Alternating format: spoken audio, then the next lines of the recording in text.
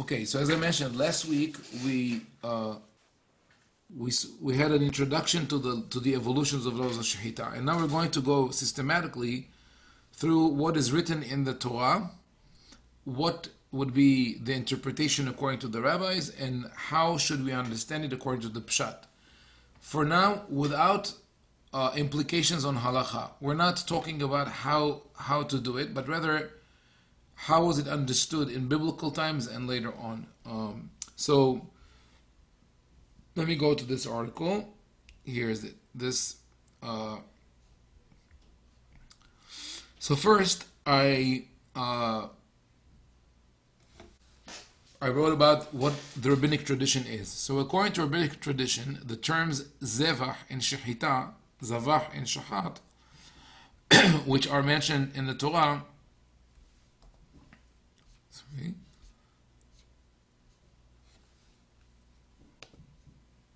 refer to the oral tradition of kosher slaughtering, which is shehita. So, and that's what I asked people to do last week, to look for the verbs shahat and zavah as they are in the Torah, and to see what is their place, what is the meaning, and in context. So the main characteristics of shehita, according to the sages, are these. All animals and birds must have shehita. The blood of wild animals and birds must be covered. So wild animals and any birds, domestic or wild. All shehita must be done from the front of the neck. Only the birds, turtle doves, sacrificed in the temple were slaughtered from the back. Doing so outside the temple would render the bird nevela. So we have an exception in the temple, and that was something that only the Kohanim could do. The term terefa refers, I'm not saying in the Bible actually, the term terefa, that's according to the rabbi. I had to write that the term terefa, which is mentioned in the Bible, refers to an animal which was slaughtered properly, but then was found to have an inner disease or wound. So this is the post shehita check, that you find that something is wrong, you call the bema terefa. This is according to rabbinic tradition. The term nevela refers to a healthy animal for which the shehita was not performed properly. The hand moved, the knife was flowed, the knife hit a bone before the vein, etc.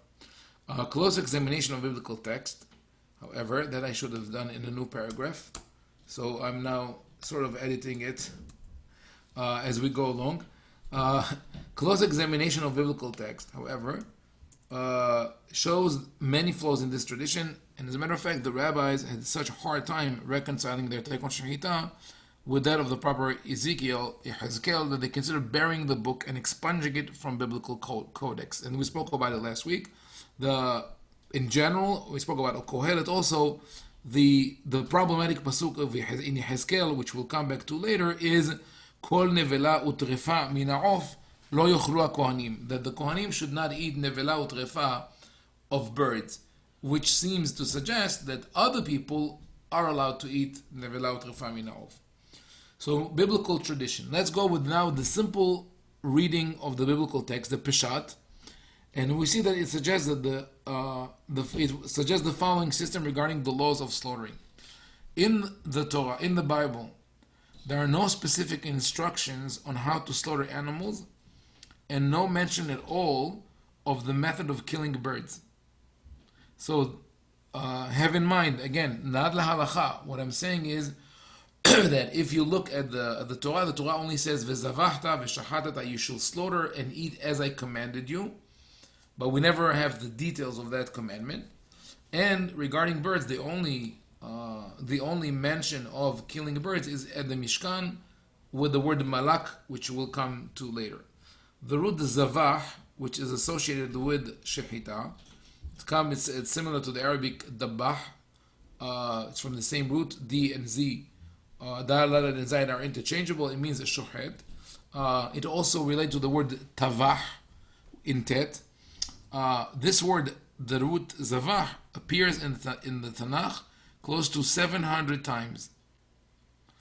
Almost all occurrences refer to ritual slaughtering, mostly temple and tabernacle related, but also pagan and human sacrifice. There are perhaps 2 or 3 occurrences which refer to non-sacred consumption. Why did I do that? Because it is important when you study Tanakh, for whether it's for commentary or la halacha, to see words and verbs in their context. So one occurrence is not enough. I want to see what is the usage, how the language uses it on a regular basis. And out of 700 times, if we have 2 or 3 exceptions, that means that the word for everyone intuitively meant sacrificial or sacred slaughtering, even though we have some of them that are related to pagan or human sacrifice, but still in the context of a temple. The root of shahat appears in the Bible some 80 times, out of which 15 deal with murder, 60 with ritual slaughtering, and only 3 with non-sacred consumption. So shahat could be used to both killing, like murder, and to ritual slaughtering. So an official ritual called the Zevach was unique to the temple, and we'll see it in the Psukim. This is the introduction to the analysis of the Psukim. Other non-ritual animal killings are referred to simply as eating, achal. It doesn't even say v'shahat ve'achal. Now, the assumption is that the priests used a knife to slaughter animals, although it is never mentioned in the Bible, for the simple reason that it is impossible to kill an animal without a tool. Not impossible, but very, very difficult. The term for a knife, ma'achelet, is mentioned only twice, once at the binding of Yitzhak and the other at the end of Judges, regarding the dissection of a human body. That's the famous or infamous story of Pilegesh Bagivah, the concubine, which was sacrificed by her master to save himself, and then he takes the ma'achelet and he cuts her in 12. Is a horrible story. But other than that, there's no word for knife in the Tanakh, except for in Kohelet, where the word sakin is mentioned, but we already said Kohelet is a later term. But this is, as I said, so common that it doesn't even have to be used. The Torah, for example, all of the description of the utensils of the Mishkan, right? It would be interesting to note that not once the Torah speaks of the knives of the Kohanim. We would have thought that the Torah would say, make the knives and the sharpening tools, whatever. And I'm thinking that it might have, one of the reasons that it's not mentioned, because for people who lived at that time, and especially for the Kohanim, it was a personal tool. It was something that they would carry on them. If you know people who work, whether butchers or carpenters or any craftsmen who have their tools of the trade, those tools don't belong to a central deposit, but rather each one has his own tools that he carries with him. So that's probably what was with the Kohanim. But the knives are not mentioned as part of the tools of the Mishkan. Going back to that, the term used to describe the killing, the ritual killing of a bird is malak. The sages interpret this as slashing the veins with the priest's sharpened fingernail. The accepted meaning of the usage of word in Hebrew is that of cutting or ripping off with a quick motion. Flaying, it is possible that the priest twisted and ripped off the bird's head. And I mentioned last week that Massimo, that is his expertise, professor of linguistics, told me that this indeed is the meaning of malak based on the Arabic, to flay, to cut without a knife in a sharp motion. To continue, the term nevela, we spoke about last week, refers to an animal which died a natural death. Nevela should be given to the ger, a term some understand as a convert and some as a sojourner or second-class citizen. We'll get back to that later. The term terefa refers to an animal which was killed by a predator, toref. A terefa found in the field should have been thrown to the dogs. In one verse, there is a reference to a citizen and a sojourner who eat nevela or terefa. The act carries no punishment, rather it causes a state of one-day impurity. It's important to know that. If it carries no punishment, it means there's no, it doesn't say, the prohibition is not that of a love, but rather sort of a recommendation. Don't eat nevelah trefa, and if you eat nevelah trefa, you become impure. Rabbi, Finally, sorry, this is one not. question. One second, David. Let me finish this. People killed animals with a knife with no specific rules, and found that the easiest way to do it is to cut from the front so the knife does not hit the bones before the veins. There was no preferred method of killing birds. So that I'm saying not it's not in the pshat of the Torah, but rather it's an assumption, and we assume, as we said last week, that for most people to kill animal, that would be the preferred method. One second, on the problematic concept of tum'ah when you eat the what is this tum'ah when you eat nevelat ov? Something the Rabbi struggled with. If it's tum'ah that is contracted by touching the nevelah, right? So you become tameh the moment you touched it. So what's the point to say that if you ate it, you become tameh? You can't eat it without touching it. So they came up with what we call an ukimta, an illustration of the possibility that someone put it on a skewer and pushed it and shoved it down someone's mouth without touching any of his mouth organs before. Yeah, I know we feel like that ourselves, but that's just another issue that I'm not going to touch on today. So going back to that, here are the main verses which are related to this issue, followed by the rabbinical explanation and the pshat or biblical interpretation. I want to show how, now that we have more or less a schematic description of the rabbinic system and the pshat system, when we approach the psukim, how do we understand them? So there is a reluctance to use the root zavah for non-sacred consumption. So almost the Torah shows us that if we talk about non-sacred consumption, we will not use the term zavah. It is reserved for sacred consumption. Where do we see that? Look at this pasuk. V'chi, this is Devarim 15, 21, 22. V'chi yevo mum, piseach, or iver, kol mum ra, a behema, an animal with a blemish, whether it's limping or blind or any bad blemish, lo tizbahenu ladonai Elohecha. You shall not slaughter it, zavah, to Hashem your God. Rather, bisharecha tochelenu hatameh v'ataor yahdav katzevi v'chayal. You shall eat it in your city gates, the poor and the impure together, as eating gazelles and deer. So the Torah could have written, Lo tizbahenu ladonai Elohecha. Do not offer it as a zevach to Hashem. Rather, bisharecha tizbahenu ve'achalta hatameh v'ataor. But the Torah avoids using the word tizbahenu. Meaning, so and what term that belongs to the temple, that belongs to the sacred ritual, is derived from the root zavah,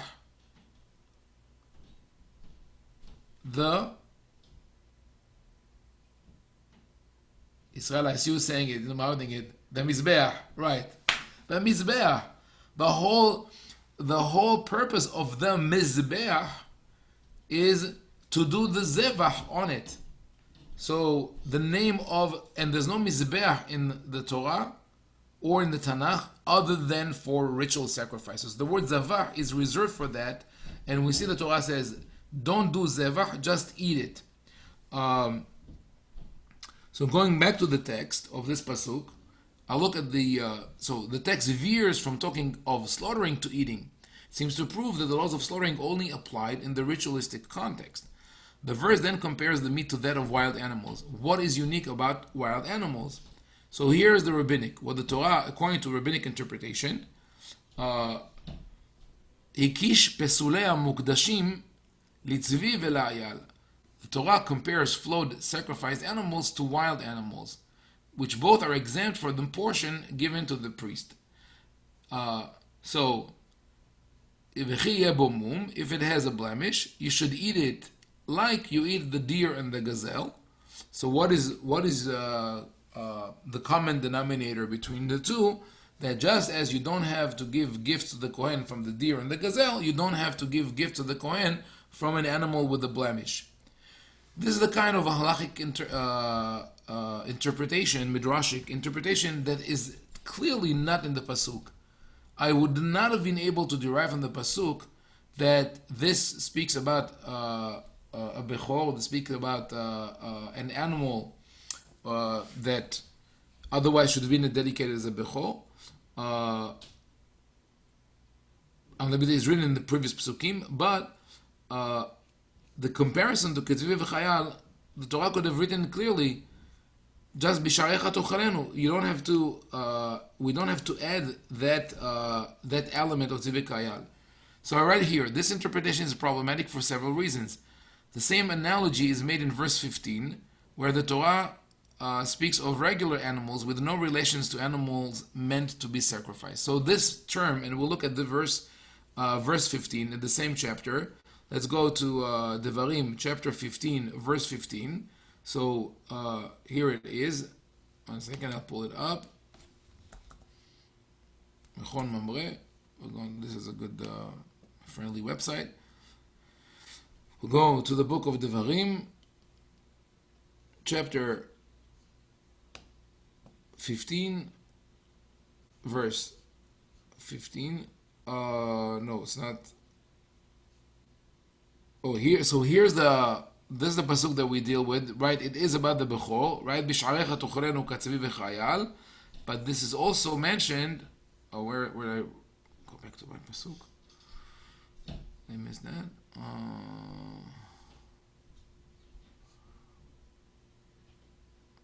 So wait, I didn't go with the correct pasuk, but the word katzevi v'chayal is mentioned earlier. So let's see where this is. This pasuk is in chapter 12, verse 22. Look what the Torah says here. כי ירחק ממך המקום אשר יבחר אדוני אלוהיך לשום שמו שם, וזבחת מבקרך ומצונך אשר נתן אדוני לך כאשר ציוויתיך, ואכלת בשעריך בכל אהבת נפשך. אך כאשר יאכל את הצבי ואת האייל, כן תאכלנו, הטמא והטהור יחדיו יאכלנו. If the place which Hashem will choose to place his name there will be far from you, you should be zoveach from your cattle and sheep that Hashem gave you, as I commanded you, and eat as you wish, and eat it as you eat the tzvi v'ta'ayal. So we have the term zavach, but that is in relation to, you can't go to the temple, so do the zevach in your gates. So, and it says here again, kasher yachel et tzvi v'ta'ayal, eat it like you eat the deer and the gazelle. So, this analogy that the rabbis make here is a bit of a stretch to say that it only applies to Bechor. Second, as I said, there is no indication that the verse refers to the gifts of the priest. This is the halacha that the rabbis are trying to learn from the pasuk. And finally, which is the most problematic here, is that the Torah allows the consumptions of animals with blemishes and disregards the rabbinical list of terefa. This is the most important, which is interesting. I looked at the commentators, and no one says anything. The Torah says clearly, "V'chiyeh bo mum piseach or iver," limping or blind, kol mum ra, any blemish, and kol is an inclusion. There are no exceptions. Any blemish here, kol mum ra. You see those words, kol mum ra. Any blemish that would have prevented you from bringing that animal as a sacrifice qualifies the animal to be slaughtered and eaten normally. Of course, what the traditional based answer would be is that it means kol mumra, which is not in the list of terefot, but that has to be specified. It's not written. Okay. Here's the other pasuk. The solution, this is how I reconcile the problem. The Torah says that slaughtering is reserved only for rituals. When one wants to eat meat outside the temple, he could kill the animal in any way he wishes, just as is the case with wild animals. But, as we mentioned before, that the preferred method anyway, was with a knife cutting the main veins, because otherwise it wouldn't be practical. This is seen more clearly in Leviticus 17:13. We spoke about it last week. ואיש איש מבני ישראל ומנגר הגר בתוכם אשר יצוד צד חיה או עוף אשר יאכל ושפך את דמו וכיסהו בעפר. Again, ואיש איש, anyone, any Israelite, מבני ישראל, whether an Israelite, ומנגר הגר בתוכם, I have to add this 3 dots here, אשר יצוד צד חיה או עוף אשר יאכל, whether he hunts an animal or a bird which is permissible, ושפך את דמו וכיסהו בעפר, shall spill its blood and cover it with dust or with dirt. So that is the traditional reading, shall spill its blood. We said there's a different reading. So in rabbinic literature, I looked, as I told you, through the text, and we see the rabbis completely ignored the specification of hunting and expand the verse to include domestic fowl. They say, ניצודין ועומדין מעליהן כגון אווזים ותרנגולים מניין, תלמוד לומר, ציד מכל מקום. He says, how do I know that this mitzvah of covering the blood applies also to domestic birds? Because it says, אשר יצוד ציד חיה ועוף אשר יאכל. He who will hunt the game of a bird or an animal. So that additional word game comes to include the game which is already yours, like domestic birds. Problematic. It does not answer the question, which we raised last time, how an animal killed by an arrow could be eaten. Although elsewhere in the same tractate, they mention Rav Yonah, who slaughtered birds with an arrow. But no one suggests that method could be applied to animals. And this story of Rav Yonah, who used to slaughter birds with a sharpened arrow, was always strange to me. Also because his name is Rav Yonah. Yonah means a dove. So I don't know if it's a real story or a myth.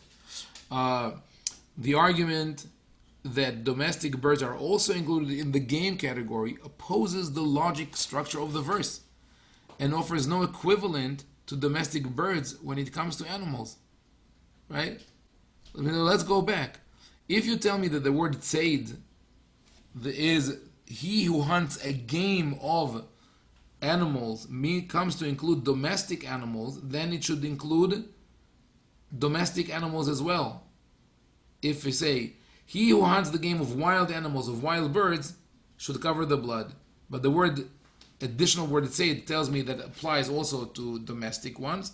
Why are we excluding domestic animals from the mitzvah of covering the blood? So I explained, like we said last week, the verse suggests that hunting is a legitimate way of killing an animal or a bird, but it calls for the hunter to cover the blood as a sign that he interfered with nature. So as we said, it's not if he hunts a bird then he shall spill the blood and cover it with dirt, but rather if he hunts a bird and spilled its blood, he shall cover it with dirt, meaning that the spilling the blood is part of the action and it's almost a sin. The hunting is a kosher way. That hunting is a kosher way of killing could be supported by the story of Esav eating Yitzhak game meat. That Daphna mentioned this last week, but it would only be according to those who believe that our forefathers observed the Torah. But the proof that meat of hunted animals is kosher can be found in the book of Nehemiah. That is when Nehemiah struggles, he fights with the vendors who bring merchandise to Yerushalayim on Shabbat, and he said, I saw those people mevi'im Yerushalayim beyom HaShabbat va'a'id beyom michram tzayid. So you know what? It's worth it to look at this pasuk in its original context to know what the story is, what was going on there. Just also for our, for historical references. Because we always look back at and we say, in the past everything was perfect, in the past everything was unbelievable. I once had a conversation with someone who complained about the state of religion and assimilation in the state of Israel. He said, 85% of Israelis are not observant. I asked him, did you ever read the book of Ezra? Where he speaks about assimilation. He said, I don't talk about this period, right? Like for some reason that is not part of our history. So let's go for a second to the book of Nehemiah and see what is written there. So let's go back to Bible, Nehemiah, chapter 12. Was it?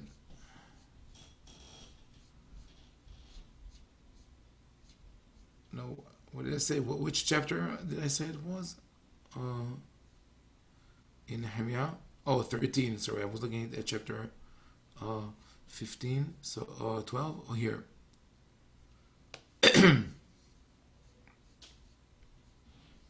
בימים המה ראיתי ביהודה דורכים גיטות בשבת. In those days I saw in Judah some treading wine presses on Shabbat, ומביאים הערמות, and bringing in heaps of corn, ועומסים על החמורים, and they're bringing it on the back of donkeys, ואף יין, ענבים ותאנים, וכל מסע, wine, grapes, figs, and all other merchandise, and they bring it to Yerushalayim on Shabbat. Va'a'id beyom mochram tzayid. And it says Va'a'id beyom mochram tzayid. The translation is not accurate in my opinion. What it means is, I am a witness that they hunted the animals on the same day they sold them. So this is something that really upsets him. They killed the animals on that very day. How? By tzayid. It doesn't say beyom michram zevahuhu or beyom michram shehatuhu. They slaughtered or they killed or they went and they brought wild game to Yerushalayim on the day of Shabbat. Now you could have said tzayid maybe fish, right? Maybe not animals. How do you know that they're hunting animals? So look at the next pasuk. V'hatzorim yashevu ba. Mevi'im dag v'chol mecher. By the way, this is the only place where the word dag is written with an aleph in the middle. It says the men of Tyre would bring fish and all manner of ware and sell. And the people of Tyre are Phoenicians. They live in Yerushalayim. As Phoenicians, they are used to fresh fish. So we have fishmongers, but also people who bring fresh meat of animals that were hunted on that very day. And Nehemiah is not upset about the meat being kosher or not, but about the fact that they hunted and killed it on Shabbat. That's an important text to ponder. So going back to this, another problematic text here. ויקריבו הכהן על המזבח ומלק את ראשו והקטיר המזבחה ונמצא דמו על קיר המזבח. The priest will bring it, the turtle dove, near the altar, and will malak its head, and burn it on the altar, and the blood shall be squeezed on the base of the altar. The Aramaic translation, ויקרביני כהנה למדבחה, ויחזום יתרשה, ויסק למדבחה, ויתמצא אדמה על כותל מדבחה. The Kohen should bring it close to the מדבח, ויחזום, חזם, definitely means to chop off the head, and he will bring it to the mizbeach and squeeze the blood. Ibn Ezra says, "Malak en lo ach b'mikra u'mishpat ha'melika midvrei ha'kabbalah." He says the verb malak has no parallel in the Bible, and the laws of melika are oral tradition. The Talmud is also perplexed by the lack of specification and says, "Yachol yimlekenu basakin v'dinu." So they say maybe melika should be done with a knife. It says it's a kal v'chomer a fortiori. Uma shehita shelo kava ala kohen kava ala keli melika shekava ala kohen enodin sheikba ala kli. It says if the shehita, the slaughtering of an animal that could be done by a non-kohen, should be done by an instrument, the melika that must be done with the kohen, shouldn't it also require an instrument?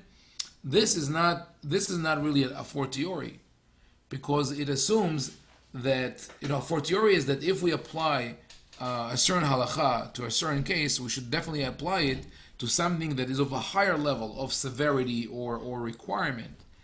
But why would we say that slaughtering with a knife is of a higher level with slaughtering without a knife? And where in the Torah does it say that the Kohen must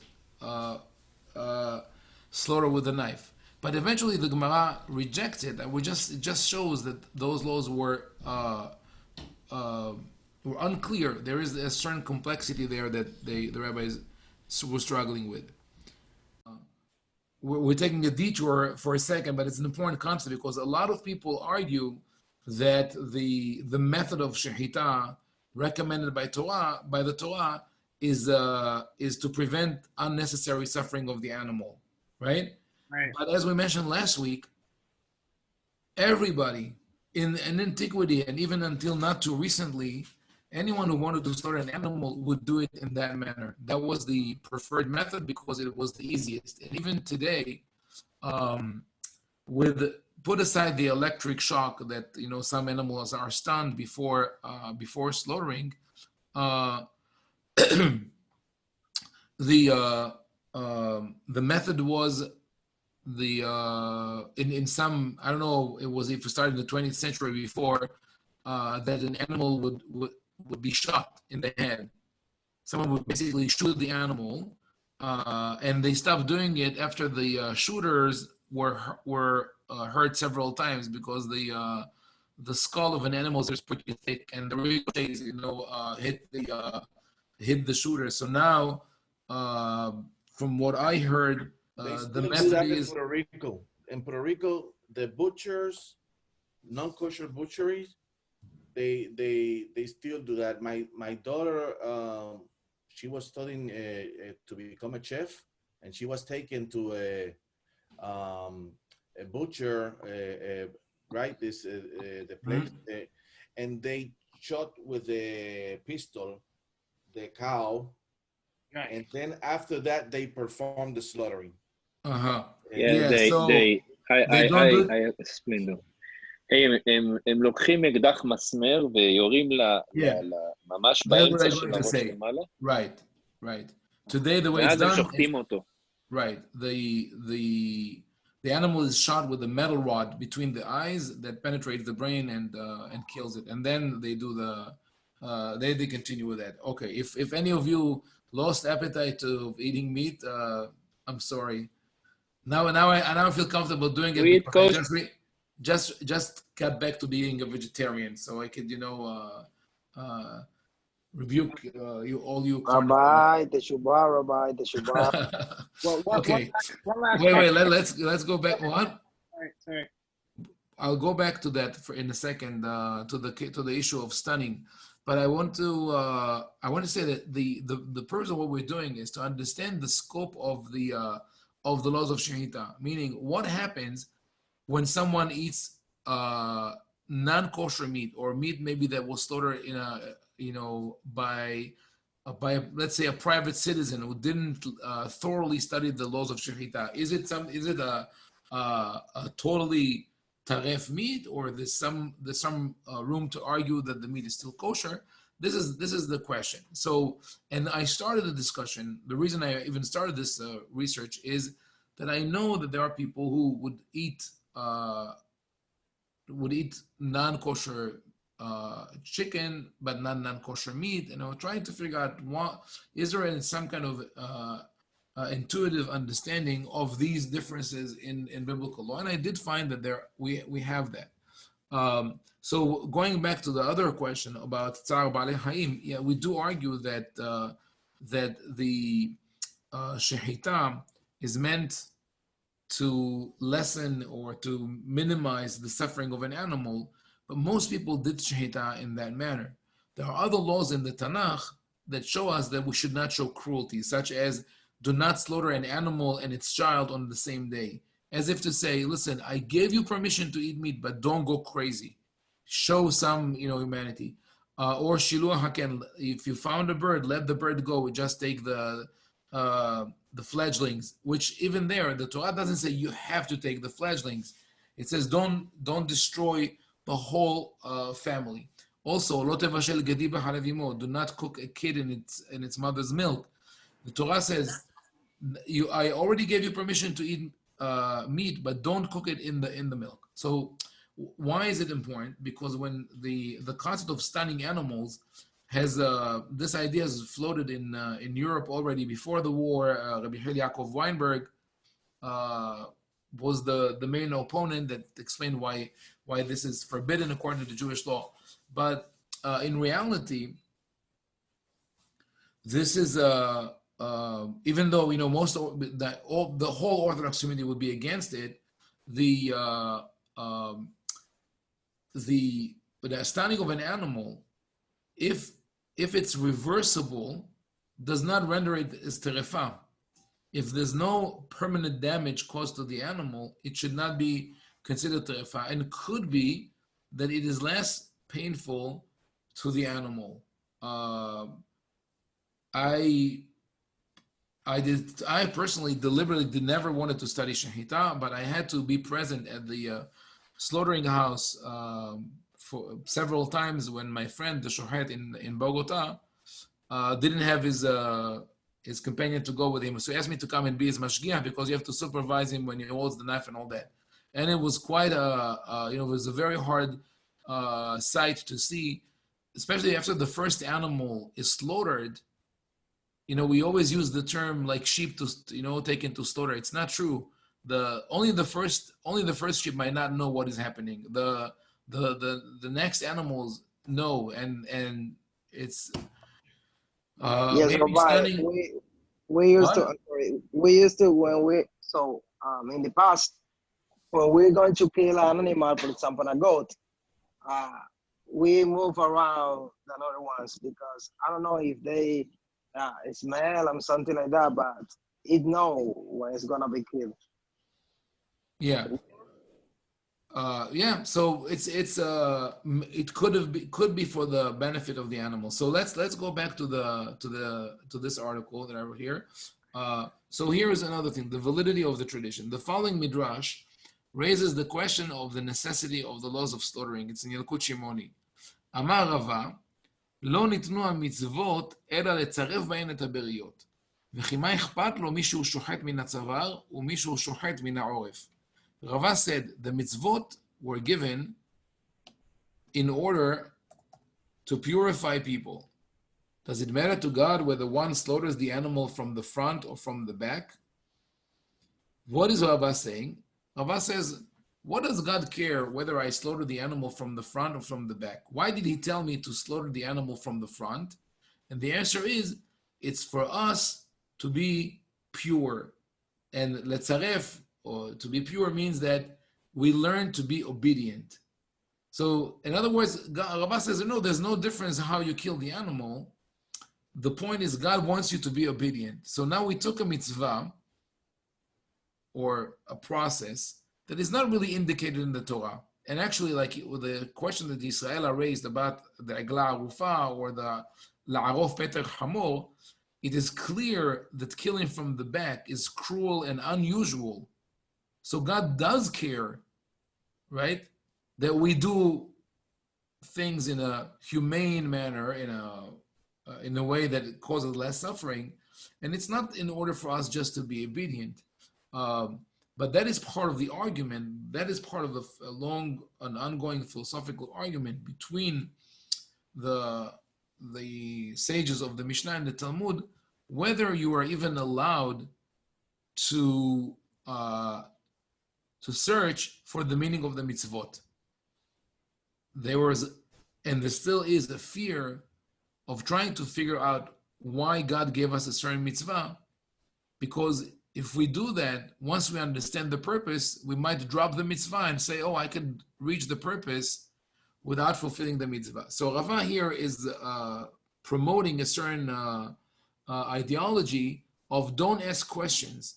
The only reason why you slaughter from the front is that God wants you to follow His rules. But I think the Midrash, as I wrote here, clearly demonstrates the unease some people felt with the extensive system of laws surrounding Shehita. So now let's look at... Rabbi. Yes. One second. Let me stop share 1 second. Yeah. So I want to address that and with that conclude today. So Susie and Carlos are commenting here that it's an interesting thing. You kill the animal from the front. You have to look at in the face, sort of. You have to So maybe we could also argue that that is part of like natural evolution to prevent humans, at least in humans who have a bigger brain and more sensitive to emotions, that the we see the vulnerability of another person that might stop us. Could be. To what Nahman commented, I totally agree. And one of the reasons that I went vegetarian the first time around, before I was pulled back, and hopefully this time I'll stay on course. One of the reasons was the irresponsible consumption of meat. The way it happens today, that it definitely is not in line with ancient tradition. Even in the time of the Mishnah and the Talmud, the rabbis spoke about it, and they said, if you are rich, you could eat meat once a week, and if not, eat once a month or once a year. And as I mentioned, people would kill their animals only when they reached old age. The only time when they would splurge on meat, so to speak, was when they went to the temple. If anyone who lived in antiquity would come today, not to kosher places, but driving by a fast food restaurant and see that you could go in and buy a 2-pounder for the baby, then you place your own order. They would flip out. How is it even possible? Why are we eating so much meat? And in the religious world, like Nathaniel keeps reminding me of the story that I told you, the man who told me to do teshuvah for being a vegetarian and start eating meat. It's a sin of, you don't eat meat. You have to eat meat on Shabbat. You have to eat on a holiday, on Rosh Chodesh, and everything is celebrated. On a Brit Milah, you have to have meat. Even if it's at 7 a.m., people serve meat. This thing has no basis. And I think that really it's the role of the rabbis to speak about that. Say, you want to eat meat, fine, but eat responsibly. There are some. There's also Can I add a something? label for humane Shehita, and I forgot. It's not Betzedek. And one last thing about meat in America. This is something that I know when I came here, and I heard from Rabbi Shama about the way veal is treated and grown in America. I stopped eating veal altogether. But there are many other problems. So one second, I I can would tell like to you. pause the I recording can here. tell you about the. One second, I want to pause the recording here. So this will be, I'll share it later on, and we'll continue next week, and then open for questions.